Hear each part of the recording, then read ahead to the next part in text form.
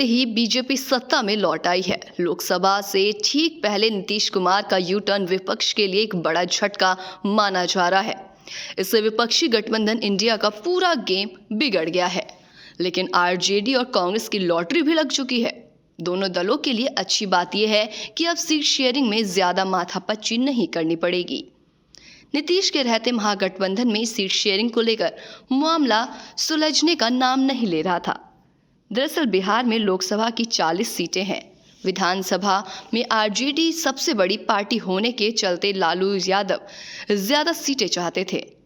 तो वहीं महागठबंधन में रहते हुए नीतीश अपनी सिटिंग सीटें यानी कि 2019 में जीती हुई 16 सीटों को कतई छोड़ने के मूड में नहीं थे। कांग्रेस और वाम दलों को सिर्फ 5-6 सीटों में ही बंटवारा करना था। इससे कांग्रेस को अधिकतम 3 सीटें ही मिल रही थी।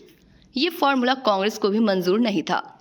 कांग्रेस प्रदेश अध्यक्ष अखिलेश प्रसाद सिंह ने साफ कहा था कि वो सम्मान से समझौता नहीं करेंगे। यही वजह है कि महागठबंधन में रहते हुए नीतीश और लालू के बीच सीट शेयरिंग को लेकर कई दौर की वार्ता हो चुकी थी, लेकिन कोई रास्ता नहीं निकल पा रहा था। अब नीतीश फिर से एनडीए में जा चुके हैं।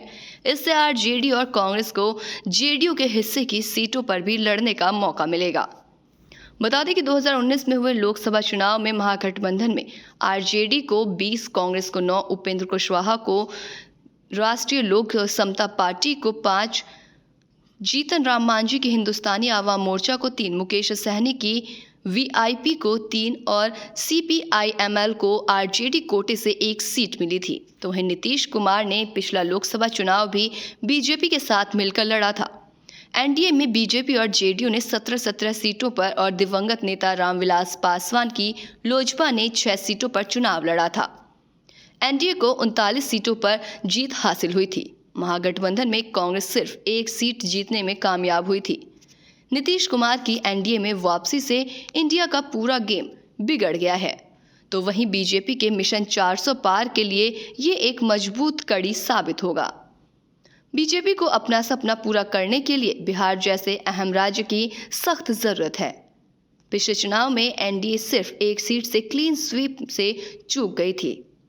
नीतीश की गैर मौजूदगी में एनडीए अपना पुराना प्रदर्शन दोहराने में नाकाम रहती। बीजेपी के ग्राउंड सर्वे में भी भारी नुकसान के संकेत मिल रहे थे। इसलिए बीजेपी आलाकमान की ओर से नीतीश की वापसी कराई गई।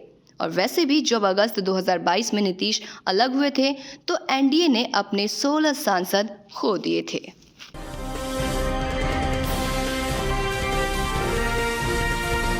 केलांचल टाइम्स, हर खबर पर हमारी नजर।